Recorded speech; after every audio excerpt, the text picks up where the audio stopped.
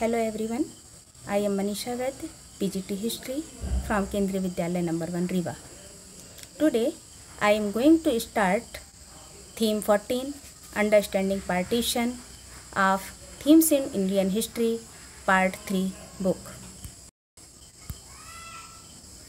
Today we will study about the memories, policies and experiences of partition of India. Partition, a significant marker in the history of India and Pakistan. विभाजन भारत और पाकिस्तान के इतिहास में एक निर्णायक बिंदु है। जैसा कि हमारे चैप्टर का नाम है अंडरस्टैंडिंग पार्टीशन, पार्टीशन को समझना। पार्टीशन एक छोटी मोटी घटना नहीं है। एक लंबे समय से पॉलिटिक्स की बहुत सारी इवेंट ऐसी होती गई जिन्होंने हमारे देश को पार्टीशन के मोड़ पर लाकर खड़ा कर दिया। ऐसी कौन सी पॉलिसीज़ बनाई गई जिसकी वजह से लाखों लोग उजड़ गए, शरणार्थी बनकर रह गए और उनको अपनी ज़िंदगी का रेशा रेशा फिर से बुनना पड़ा। ब्रिटिश भारत के दो संप्रभु राज्यों भारत और पाकिस्तान के बंटवारे से कई आकस्मिक परिवर्तन आए। लाखों जाने गई, कईयों की जिंदगियां पलक झपकते बदल गईं। शहर भी बदल गए, भारत भी बदल गया, एक नए देश का उदय हुआ। लेकिन ऐसा जनसंहार, वायलेंस और डिस्प्लेसमेंट हुआ जिसका हिस्ट्री में पहले कोई एग्जाम्पल नहीं बनता। लोगों की सोच ऐसी हो गई कि इंडिया एक हिंदू राष्ट्र है और पाकिस्तान एक मुस्लिम राष्ट्र है। Pakistan was formed in two dominions, east Pakistan and west Pakistan. Pakistan Bharat के दोनों तरफ था, पूर्वी पाकिस्तान और पश्चिमी पाकिस्तान। यहाँ इस चित्र में देखिए मोहम्मद अली जिन्ना और महात्मा गांधी, जो उस समय की राजनीति में जिन्होंने अपनी सक्रिय भागीदारी दी। A historical turning point, Holocaust. Holocaust का अर्थ क्या है? होलोकास्ट वर्ड हिस्टोरियंस अक्सर यूज़ करते हैं। जर्मनी में होलोकास्ट हुआ था जो हिटलर ने कराया था। लार्ज स्केल पर हत्याकांड किया गया था। यहूदियों को बड़े पैमाने पर, ज्यूस को लार्ज स्केल पर मारा गया था। ये एक रेशियल डिस्क्रिमिनेशन था। हम भारत में इसकी तुलना होलोकास्ट से क्यों करते हैं? क्या सेम वैसा ही था? ऐसा सेम वैसा तो नहीं कह सकते हैं, लेकिन वहाँ पर अगर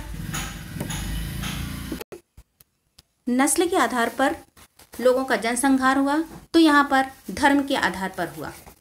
कई नाम से इनको संबोधित किया जाता है, मार्शल लॉ, मारामारी, रौला, हुल्लड़ जैसे कई नाम हैं। लेकिन होलोकास्ट के दौरान जो घटनाएं हुई और लोगों को मारने के लिए नियंत्रण और संगठन की तमाम आधुनिक तकनीकों का इस्तेमाल किया गया था, यह सब सरकारी निकायों की नहीं बल्कि धार्मिक समुदायों की स्वयंभू प्रतिनिधियों की कारगुजारी थी।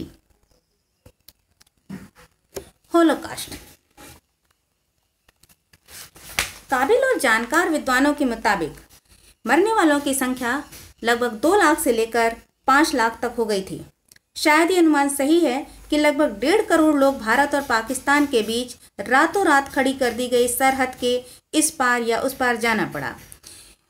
जैसे ही उन्होंने इस शैडो लाइंस, दोनों नए राज्यों के बीच की औपचारिक सीमा से ठोकर खाई, वो बेघर हो गए।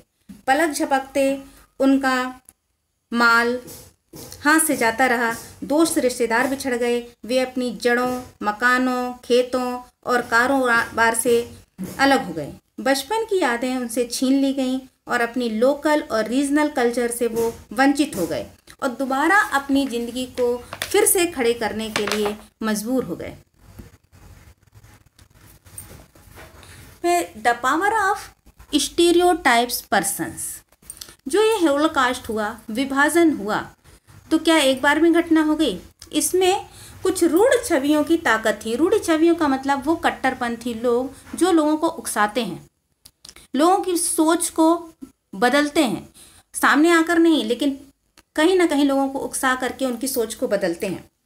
कई बार लोग गलतफहमी में यह मान लेते हैं कि भारतीय मुसलमानों की वफादारी पाकिस्तान के साथ है।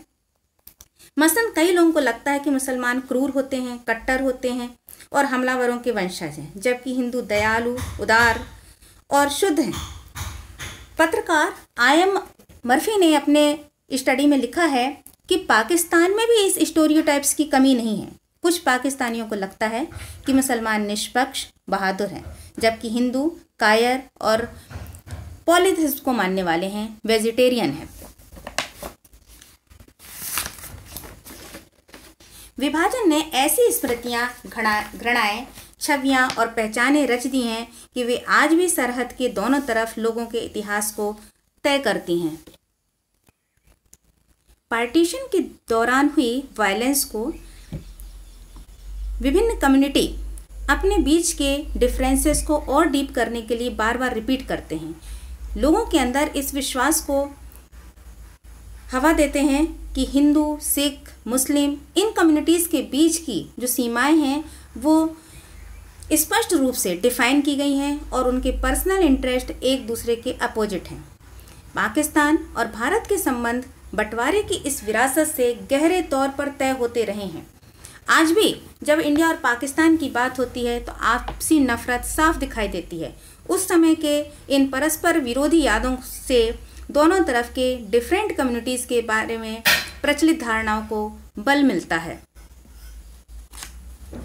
Why and how did partition happen?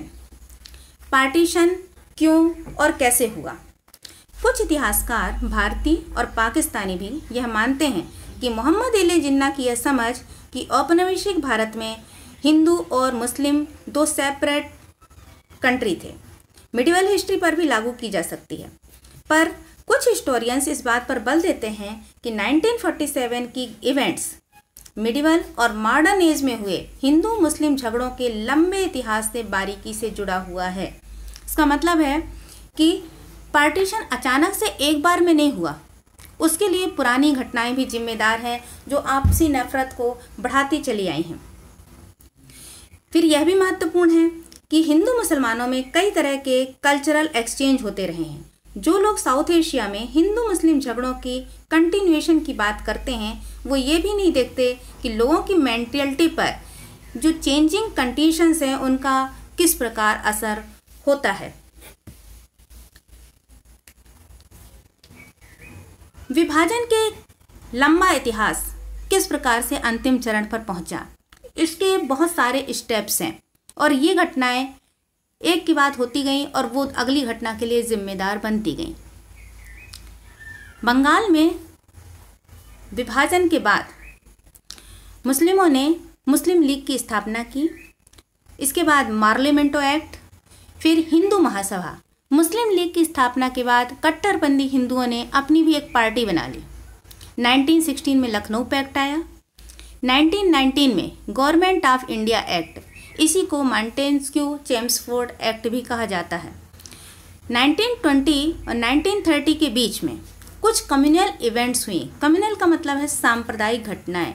सांप्रदायिक राजनीति का मतलब है कि अपने धर्म को बेहतर मानना और दूसरे के धर्म को निम्न भावना से देखना, और जब इसी बात को राजनीति से जोड़ दिया जाता है तो वो कम्युनल पॉलिटिक्स बन जाती है।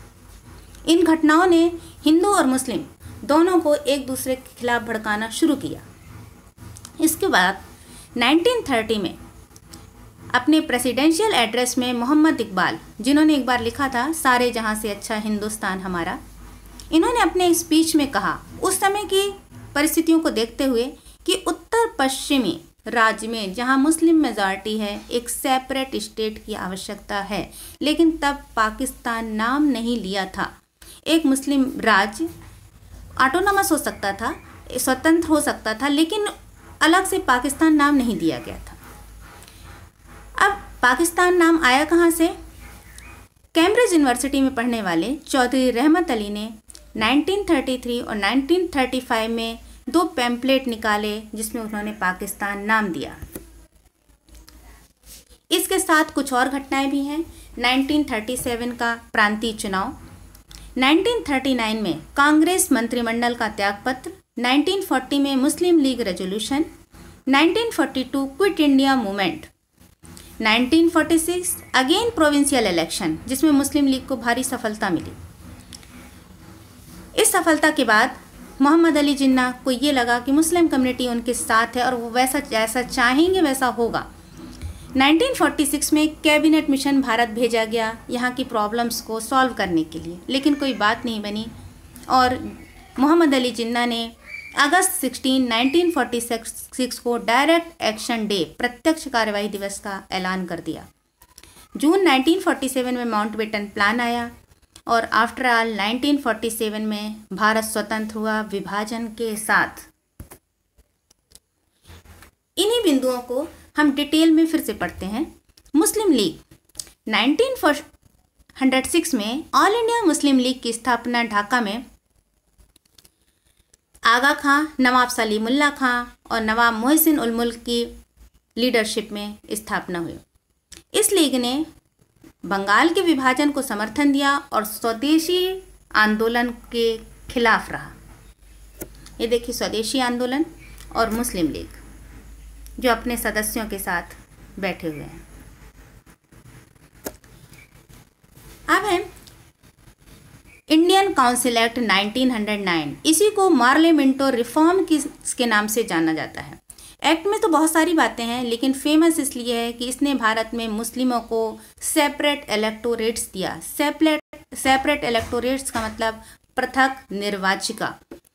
मुस्लिम बहुल इलाकों में मुस्लिमों के लिए पृथक निर्वाचन क्षेत्र, और यहीं से उनकी तुष्टीकरण की प्रक्रिया शुरू होती है। धीरे धीरे उनकी इच्छाएं पूरी होती गईं और फाइनली उन्होंने पाकिस्तान का रूप ले लिया।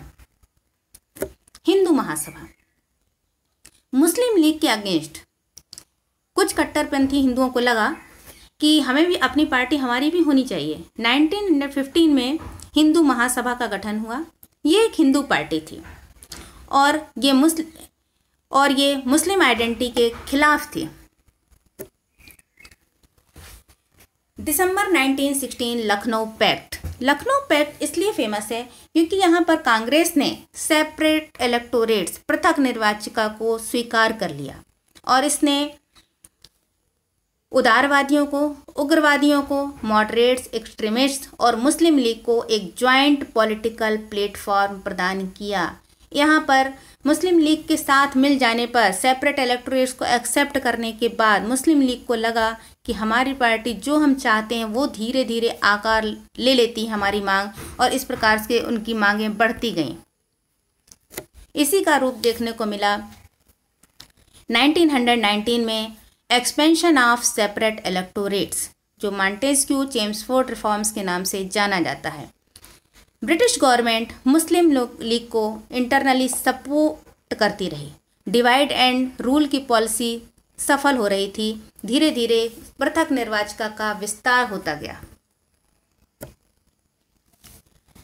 अब आती है बारी 1920s और अर्ली 1930s के बीच कम्युनल इवेंट्स। ऐसी कौन सी कम्युनल इवेंट्स थी, सांप्रदायिक घटनाएं थी जिन्होंने हिंदू और मुस्लिमों को एक दूसरे के खिलाफ भड़काना शुरू किया। हिंदुओं को कुछ ऐसी घटनाएं, कुछ ऐसे कार्य, जिसमें से एक था म्यूजिक बिफोर मॉस्क, मस्जिद के सामने संगीत। इस्लाम में संगीत का निषेध है। फिर आप कहेंगे कि कव्वाली तो होती है वहाँ, वो सूफी मत को मानने वालों में ज़्यादा देखी जाती है। तो मस्जिद के सामने जब वो सुबह भजन कीर्तन निकालते थे तो मुस्लिमों को ये लगता था ये हमारे धर्म के खिलाफ है। गोरक्षा आंदोलन, क्योंकि गायों की रक्षा के लिए वो नॉन वेजिटेरियंस मुस्लिम के खिलाफ थे। शुद्धि मूवमेंट बाय आर्य समाज, आर्य समाज ने शुद्धि आंदोलन चलाया। ये वो आंदोलन था जिसमें कन्वर्टेड हिंदू, जो हिंदू से मुसलमान बन गए थे, उनको यज्ञ की क्रियाओं के द्वारा शुद्ध करके वापस हिंदू बना लिया जाता था। इसलिए मुस्लिमों को लगा कि इनका शुद्धि आंदोलन के जरिए हम जो कार्य कर रहे हैं वो हमारा सफल नहीं हो पा रहा है। इसी प्रकार मुस्लिमों का तबलीग और तंजीब, जिसे प्रोपेगेंडा और ऑर्गेनाइजेशंस कहते हैं, इस्लाम के प्रचार के लिए उन्होंने संगठन बनाया और देश भर में प्रचार संस्थाएं कायम करना शुरू किया।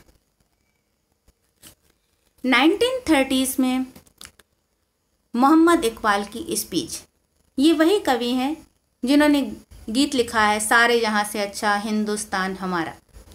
पर इनकी स्पीच उस समय मार्केबल बन गई, क्योंकि इन्होंने लिखा, अपनी स्पीच में कहा कि north West Indian Muslim state की आवश्यकता है। पाकिस्तान नाम नहीं लिया, लेकिन फिर भी लोगों की बात जहन में ये बात आ गई कि एक बड़ा कवि, एक पढ़ा लिखा व्यक्ति जब ये कह रहा है कि ज़रूरत है और हमें मिलना ही चाहिए पाकिस्तान, हमें एक पाकिस्तान नहीं बल्कि एक मुस्लिम स्टेट हमारे नाम से होना चाहिए। इस प्रकार से मुस्लिमों की इच्छाओं को हवा मिलती गई।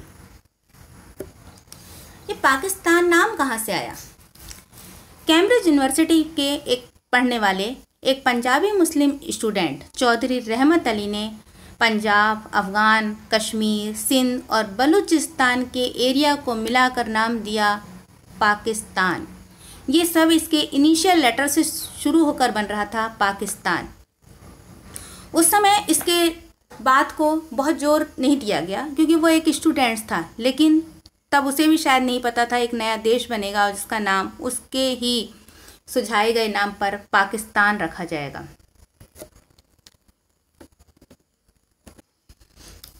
प्रोविंशियल लेजिस्लेचर्स के लिए 1937 में पहली बार चुनाव कराए गए। कांग्रेस के परिणाम चुनाव में बहुत अच्छे रहे, परंतु मुस्लिम लीग इन क्षेत्रों में बहुत अच्छा नहीं कर पाई। उत्तर पश्चिम सीमा प्रांत में उसे एक भी सीट नहीं मिली। इस प्रकार से इन प्रांतीय चुनावों में कांग्रेस को बहुत अच्छी सफलता मिली और मुस्लिम लीग एक प्रकार से काफ़ी पीछे रह गई। पंजाब की 84 रिजर्व सीट में उसे सिर्फ 2 प्राप्त हुई और सिंध में 33 में से उसको सिर्फ 3 सीटें ही प्राप्त हुईं।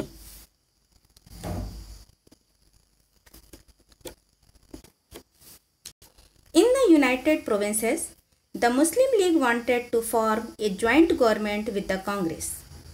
The Congress had won an absolute majority in the province, so it rejected the offer. Some scholars argue that this rejection convinced the League that if India remained united, then Muslims would find it difficult to gain political power because they would remain a minority.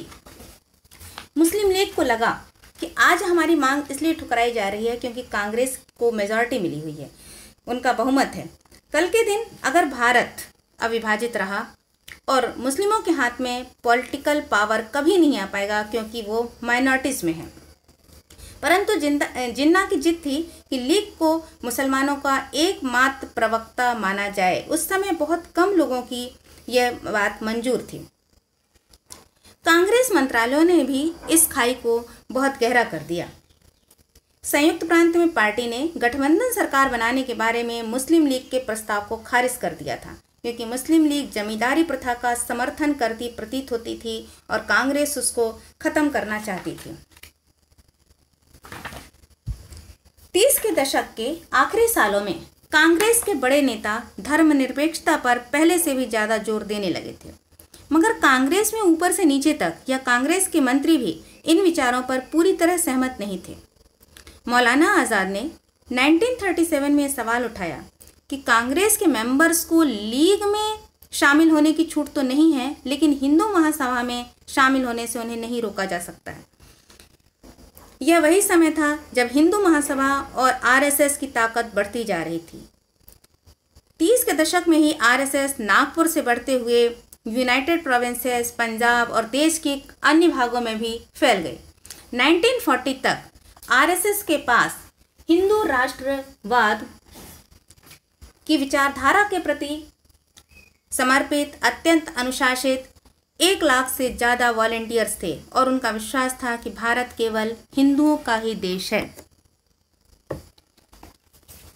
इन सब घटनाओं से मुस्लिम league ने 1940 में अपना एक प्रस्ताव रखा जो मुस्लिम लीग रेजोल्यूशन के नाम से फेमस है। इसी को पाकिस्तान रेजोल्यूशन भी कहा जाता है, लेकिन उस समय ये भ्रमित करने की बात यह है कि इसमें पाकिस्तान का नाम नहीं लिखा हुआ है।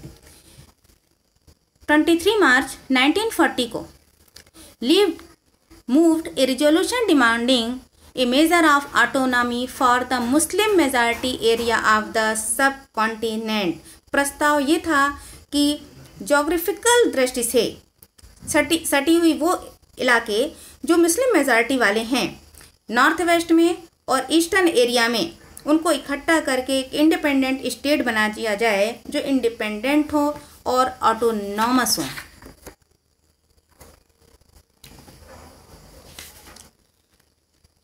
लीग के रिजोल्यूशन के बाद quit India movement second world war के कारण ब्रिटिश गवर्नमेंट को इंडिपेंडेंस के बारे में जो फॉर्मल बातें करनी थी, मीटिंग्स करनी थी, कुछ समय तक टालनी पड़ी थी।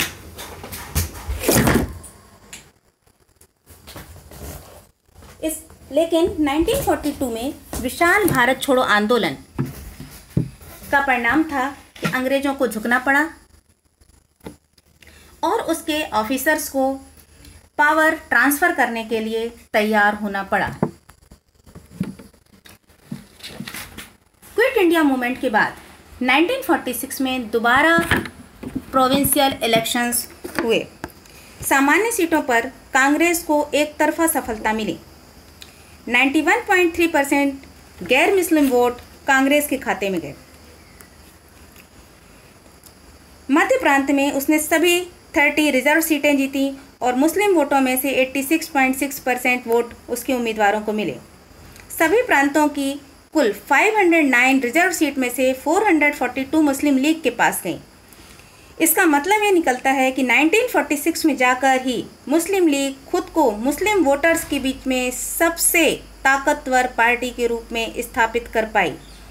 अब जाकर 1906 के बाद 1946 में भारत के मुसलमानों की एकमात्र प्रवक्ता होने का दावा कर सकती थी।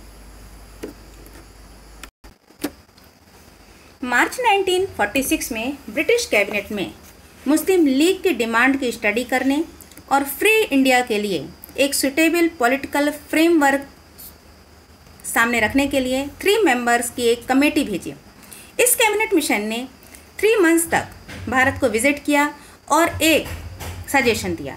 सजेशन ऐसा था कि हिंदू मेजॉरिटी वाले प्रोविंसेस को ग्रुप ए बना दिया, नॉर्थ वेस्ट में मुस्लिम मेजॉरिटी वालों को ग्रुप बी और नॉर्थ ईस्ट आसाम के मुस्लिम मेजॉरिटी इलाकों को सी बनाकर रख दिया। और इसमें ये मुस्लिम लीग की डिमांड ये थी कि ग्रुप बी और सी को भविष्य में भारत की यूनियन से अलग होने का अधिकार मिल जाए। लेकिन कुछ और भी प्रावधानों की वजह से कांग्रेस और मुस्लिम लीग दोनों ने कैबिनेट मिशन का प्रस्ताव मानना से स्वीकार नहीं किया। इसके बाद विभाजन को टालना बहुत मुश्किल था। कांग्रेस के ज़्यादातर नेता मान चुके थे कि विभाजन होगा। केवल महात्मा गांधी और नॉर्थ वेस्ट फ्रंटियर के नेता खान अब्दुल गफ्फार खान, जिन्हें फ्रंटियर गांधी भी कहा जाता है, ये दोनों लोग अंत तक विभाजन का विरोध करते रहे। Cabinet mission in India. Cabinet mission plan से अपना समर्थन वापस लेने के बाद मुस्लिम लीग ने पाकिस्तान की मांग को सही रूप देने के लिए प्रत्यक्ष कार्रवाई का फैसला किया। पार्टी ने 16 अगस्त 1946 को डायरेक्ट एक्शन डे का ऐलान किया। उसी दिन कलकत्ता में दंगा भड़क गया, कई दिनों तक चलता रहा और उसमें कई हजार लोग मारे गए। मार्च 1947 तक नॉर्थ इंडिया के बहुत सारे भागों में हिंसा फैल चुकी थी। यह मोहम्मद अली जिन्ना जो मुस्लिम लीग के सबसे पावरफुल लीडर बने। कानून और व्यवस्था का नाश होना, the withdrawal of law and order. मार्च 1947 से तकरीबन साल भर तक दंगे चलते रहे। इसका एक कारण ये था कि शासन की संस्थाएं बिखर चुकी थीं। उसी समय बहावलपुर पाकिस्तान के एक अफसर ने लिखा है कि जब मार्च 1947 में पूरे अमृतसर में मारकाट चल रही थी तो पुलिस ने एक गोली भी नहीं चलाई। साल के आखिर तक रूलिंग पूरी तरह से नष्ट हो चुकी थी। अंग्रेज ऑफिसर्स को भी ये नहीं समझ में आ रहा था कि हालात को कैसे संभाला जाए। जब उनके पास लोग जाते थे तो वो महात्मा गांधी, नेहरू, वल्लभ भाई पटेल और जिन्ना के पास जाने के लिए कह देते थे। महात्मा गांधी के अलावा इंडियन पार्टीज के सभी सीनियर लीडर्स आज़ादी के बारे में मीटिंग्स में बिजी थे और बहुत सारे एडमिनिस्ट्रेटिव ऑफिसर्स अपने आप को जान माल के बारे में ही भयभीत थे। अंग्रेज़ भारत छोड़ने की तैयारी में लगे हुए थे। ये वो सीन है जब भयंकर दंगे चल रहे थे, जगह जगह आग जलाई जा रही थी और पुलिस खड़ी हुई थी। Mountbatten plan. फरवरी 1947 में लॉर्ड माउंटबेटन को वायसराय नियुक्त किया गया, जिन्होंने जून में अपना एक प्लान दिया। उस प्लान के अनुसार भारत को स्वतंत्रता दे दी जाएगी, लेकिन उसका विभाजन, पार्टीशन भी होगा। उसके लिए 15 अगस्त का दिन फिक्स किया गया। पाकिस्तान में 14 अगस्त को और इंडिया में 15 अगस्त को इंडिपेंडेंस डे सेलिब्रेट किया गया। ये देखिए भारत के किस प्रकार से डिवाइड एंड रूल की पॉलिसी के तहत भारत का विभाजन कर दिया गया, रिलीजन और पॉलिटिक्स को मिला दिया गया और उसका खामियाजा आम जनता ने भुगता। ऊपर के दृश्य में देखिए किस प्रकार से आम जनता किसी भी साधन से अपने ठिकाने पर पहुंचना चाहती, लेकिन किस ठिकाने पर उन्हें ये भी नहीं पता कि हमें कहाँ जाना है। पार्टीशन के बाद उनका अपना घर भी छूट चुका था। घर, व्यापार, लोग, रिश्तेदार, जमीन सबसे अलग हो चुके थे। ऐसे विभाजन के दौर पर Gandhi ji one man army के रूप में उभर कर सामने आए।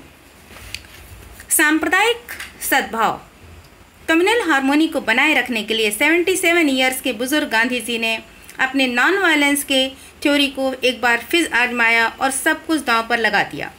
जिस समय पूरा देश दंगे में था, ईस्ट बंगाल के नोआखाली, जो आज बांग्लादेश में है, फिर बिहार के गांव में, उसके बाद कलकत्ता और दिल्ली के दंगों में झुलसी झोपड़पट्टियों की यात्रा पर निकल पड़े। उनकी कोशिश थी कि मुसलमान एक दूसरे को न मारें।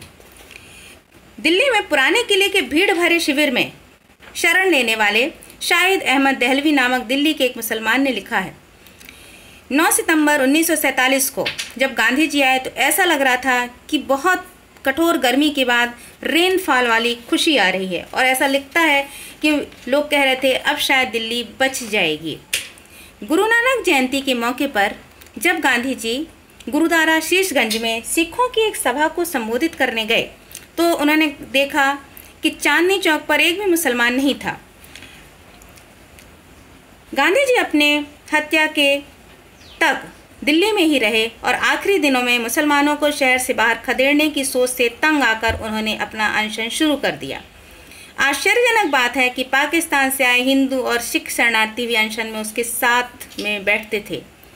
मौलाना आज़ाद लिखते हैं कि ये बिजली की तरह इसका असर हुआ और बाद में लोगों ने कहा ऐसा लगता है गांधी जी की शहादत के बाद दुनिया सच्चाई की राह पर आ गई थी। गांधी जी एक अकेली फौज के रूप में लोगों को संबोधित कर रहे हैं। पार्टीशन में महिलाएं। कई विद्वानों ने उस हिंसक काल में वुमेन के भयानक अनुभवों के बारे में लिखा हुआ। उन्हें किडनैप किया गया, रेप किया गया, बार बार बेचा और खरीदा गया, अनजान परिस्थितियों में अनजान लोगों के साथ उन्हें रहने के लिए मजबूर किया गया। अपनी ज़िंदगी में के बारे में फैसला लेने के उनके अधिकार को कोई भी नहीं सुनता था। एक अंदाजे के मुताबिक 30,000 औरतों को बरामद किया गया है, जिसमें से 22,000 मुस्लिम महिलाएं भारत से और 8,000 हिंदू और सिख औरतों को पाकिस्तान से निकाला गया और यह मुहिम 1954 में जाकर ख़त्म हुई। क्षेत्रीय विविधता। कलकत्ता और नोआखाली में 1946 में भीषण जनसंहार हो चुका था। कई लोग मारे गए थे, लेकिन विभाजन का सबसे ब्लडी और डिस्ट्रक्टिव सीन पंजाब में सामने आया। वेस्ट पंजाब से लगभग सभी हिंदुओं और सिखों को भारत की तरफ और लगभग सभी पंजाबी भाषी मुस्लिमों को पाकिस्तान की तरफ ढकेल दिया गया और सब कुछ 1946 से 48 के बीच में हो गया। ज़्यादातर उर्दू भाषी लोग, जिन्हें मुहाजिर कहा जाता है, सिंध के कराची, हैदराबाद इलाके में बस गए। बंगाल में ये माइग्रेशन ज़्यादा लंबे समय तक चलता रहा। लोग एक ढीली ढाली इंटरनेशनल बॉर्डर के आसपास जाते रहे। पंजाब के विपरीत बंगाल में धर्म के आधार पर पॉपुलेशन का पार्टीशन उतना साफ नहीं था। बहुत सारे बंगाली हिंदू पूर्वी पाकिस्तान में रहे और जबकि बहुत सारे बंगाली मुस्लिम पश्चिमी बंगाल में ही रुके रहे।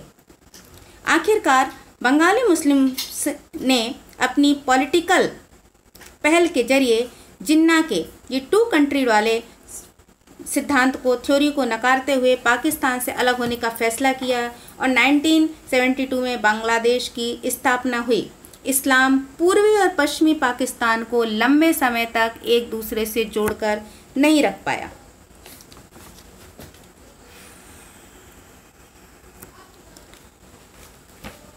कहानी, कविताएं और फिल्म। विभाजन से जो पीड़ा उपजी, लोगों ने उसे महसूस किया। लोगों ने फिल्म के माध्यम से, कविताओं के माध्यम से, उपन्यासों के माध्यम से अपनी अपनी भावनाओं को व्यक्त किया। आपकी पुस्तक में भी कई राइटर्स के नाम लिखे हुए हैं, फिल्म के नाम लिखे हैं। इन्हें पढ़ना आवश्यक है क्योंकि अब MCQ का पैटर्न शुरू हो गया है और MCQ का पैटर्न शुरू होने के बाद 1 मार्क में भी किसी फिल्म या बुक का नाम पूछा जाए। पार्टीशन से रिलेटेड लिटरेचर और फिल्म बहुत सारी लैंग्वेजेस में मिलता है। हिंदी, उर्दू, पंजाबी, सिंधी, बंगाली, असमिया और अंग्रेज़ी। बहुत फेमस राइटर हैं उर्दू के सादत हसन मिंटो, राही मासूम रजा, भीष्म साहनी। इस पर कविताएं भी लिखी हैं अमृता प्रीतम और फैज़ अहमद ने। और कुछ प्रसिद्ध पिक्चर बनी हुई हैं जिसमें गर्म हवा, पिंजर, गदर, ये पार्टीशन पर बेस्ड फिल्म है। इसमें से कई फिल्म हो सकता है आपने देखी भी हों। ट्रेन टू पाकिस्तान, खुशवंत सिंह की book. Help, humanity and harmony.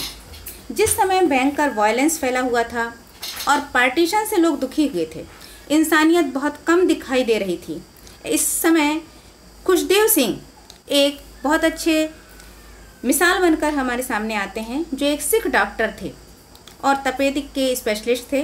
उस समय वो हिमाचल प्रदेश के धर्मपुर में तैनात थे। दिन रात लगकर डॉक्टर साहब ने कई प्रवासी मुस्लिम, सिख और हिंदुओं को बिना किसी भेदभाव के उनका इलाज किया, भोजन दिया, शेल्टर दिया और सिक्योरिटी दी। उन लोगों पर लोगों का वैसा ही भरोसा था जैसे दिल्ली और कई जगह मुसलमानों को गांधी जी पर था। मोहम्मद उमर ने खुशदेव सिंह को चिट्ठी में लिखा था, पूरी विनम्रता से मैं यह कहना चाहता हूँ कि मुझे आपके अलावा किसी की शरण में सुरक्षा दिखाई नहीं देती, इसलिए मेहरबानी करके आप मुझे अपने अस्पताल में एक सीट दे दीजिए। डॉक्टर साहब ने अपने कामों का बयान करते हुए लिखा है कि एक इंसान होने के नाते बिरादर इंसानों के प्रति अपनी जिम्मेदारी का निर्वाह करते हुए यह मेरी एक छोटी सी कोशिश है। गांधी जी, नुआखाली में। मौखिक इतिहास, ओरल हिस्ट्री। क्या आपको लगता है कि इस चैप्टर में बहुत सारी चीज़ों को, हिस्ट्री को किस तरीके से कलेक्ट किया गया है? Oral narratives, memories, diaries, family histories, first hand written documents, ये सभी वो चीज़ें हैं जिनसे हम उस समय के पार्टीशंस में लोगों की फीलिंग को और उनके एक्सपीरियंस को समझने में हमें मदद मिलती है। लाखों लोग जो पार्टीशंस से बहुत कुछ छोड़ चुके थे, बहुत सारी तकलीफ़ें सही, उनके लिए एक कॉन्स्टिट्यूशनल पार्टीशन नहीं था, ना ही मुस्लिम लीग, कांग्रेस या दूसरे लोगों की पार्टी से रिलेटेड पॉलिटिक्स का मामला नहीं था। ये उनके लाइफ में बहुत सारे चेंजेस ला रहा था। जो उनके पर्सनल एक्सपीरियंस थे वो एक प्रकार का ओरल हिस्ट्री है। इससे हिस्टोरियंस को पार्टीशन जैसी इवेंट के दौरान लोगों के साथ क्या क्या हुआ वो जानने का मौका मिलता है। ऑफिशियल डॉक्यूमेंट से इस तरह की जानकारियां हासिल कर पाना बहुत मुश्किल होता है। विभाजन के मामले में ऑफिशियल रिपोर्ट्स, फाइल या ऑफिसर्स के पर्सनल लेटर से भारत के फ्यूचर और रिफ्यूजीज़ के रिहेबिटेशन के बारे में तो पता चलता है, लेकिन उनसे देश विभाजन के लिए सरकार द्वारा लिए गए फैसलों से जो प्रभावित लोग हुए उनके बारे में पता नहीं चलता है। बहुत सारे हिस्टोरियंस ओरल हिस्ट्री के बारे में संदेह करते हैं और ये कहकर उसे रिफ्यूज़ करते हैं कि ओरल इन्फॉर्मेशंस में एथेंटिक नहीं होते हैं, जो सीक्वेंस है वो भी सही नहीं होता। लेकिन इसके बावजूद भी ओरल हिस्ट्री को इग्नोर नहीं किया जा सकता, क्योंकि वो विभाजन से प्रभावित होने वाले कई लोग थे। इसलिए ऐसा तो नहीं कहा जा सकता कि जो न्यूज़पेपर में है और ऑफिशियल डॉक्यूमेंट्स में है वही सब सच है, इसके अलावा सच नहीं है। बंटवारे के बारे में मौखिक ब्यौरे खुद ब खुद या आसानी से उपलब्ध नहीं होते, उनको इंटरव्यू के जरिए ही हासिल किया जा सकता है। लेकिन इंटरव्यू लेते वक्त ये बड़ी सूझबूझ से काम कर लेना पड़ता है कि लोग अपने पर्सनल एक्सपीरियंस शेयर कर पाएंगे नहीं। जहाँ तक किसी महिला का सवाल है, उसके साथ पिछले दिनों क्या हुआ, अगर कोई बुरी घटना है वो तुरंत शेयर नहीं करेगी। इसलिए बहुत आत्मिक संबंध बनाने पड़ते थे, घनिष्ठता बनानी पड़ती थी, तब कहीं जाकर वो अपने व्यक्तिगत एक्सपीरियंस को शेयर कर पाते हैं। ये देखिए विभाजित भारत, ईस्ट पाकिस्तान और वेस्ट पाकिस्तान, और पार्टीशन के दौरान लोगों का अपने निर्धारित वतन की ओर लौटना। थैंक्स।